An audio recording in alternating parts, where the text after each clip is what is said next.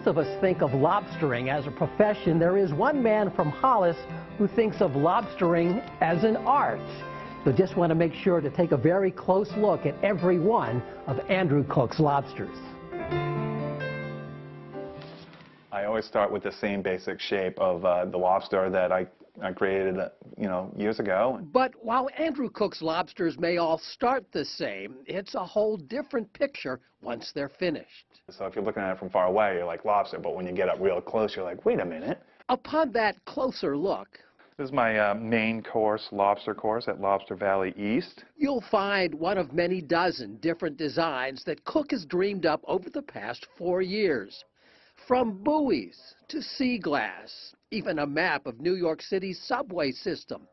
Each of his basic lobsters eventually takes on a whimsical life of its own. That's the cool thing about being an artist, is there are no limitations to what you want to do. While drawing is Cook's passion, there is a flip side to his creations. It's the contributions he makes to the lobster industry.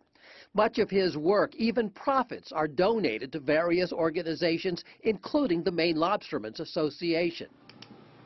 A lifelong Mainer and consumer of lobster, it's a way to give back, he says. I always felt like the lobstermen didn't get enough recognition for the work that they do. They don't crawl out of the ocean and onto your plate. Safe to say, nothing says Maine like the iconic lobster and its one-of-a-kind shape you can easily spot from a good distance away. But to truly appreciate Andrew Cook's work, you'll want to move in for a much closer look.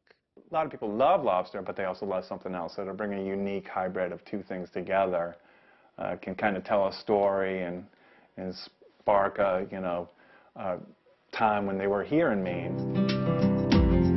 Another artist is Matt Tavares of Ogunquit. He's illustrated and written many books, several on baseball. His latest work, Growing Up Pedro, is all about Red Sox Hall of Fame pitcher Pedro Martinez.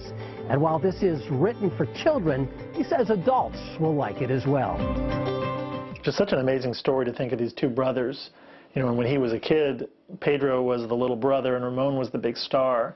It's a story Matt Tavares traveled all the way to the Dominican Republic to research.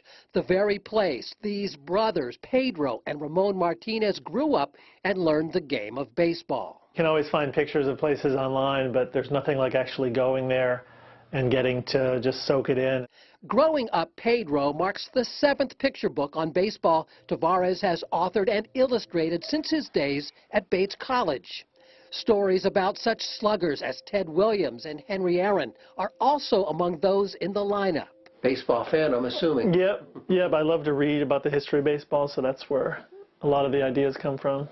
A lifelong Red Sox fan, Tavares, like so many others, revered Pedro, the dominating pitcher.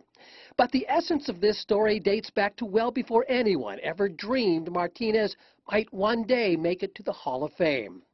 It's the story of a skinny kid not big enough or good enough to play with the bigger boys. It's a pretty fascinating story, I think, where he was this little kid and his big brother Ramon was the baseball star of the family, and Pedro just grew up idolizing his big brother and wishing he could be as tall as Ramon and throw as hard as Ramon. I can go back in with a lighter color.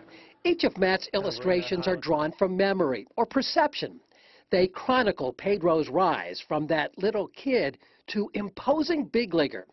A true-to-life adventure that Tavares hopes just might hit some kid close to home. He's a pretty great hero for kids to read about, because I think every kid has probably felt a little bit of that, wishing you could play with the older kids or be bigger. In the end, Pedro proves he can indeed play with kids of any age, a final chapter that's soon to be scribed in Cooperstown.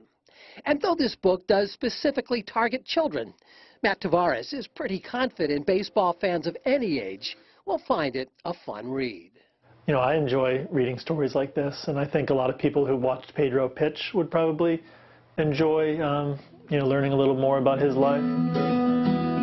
Is there anything that says Maine more than a lobster buoy? Well, still ahead, meet a man who has given lobster buoys a whole new use. It's an idea he has put out of the park.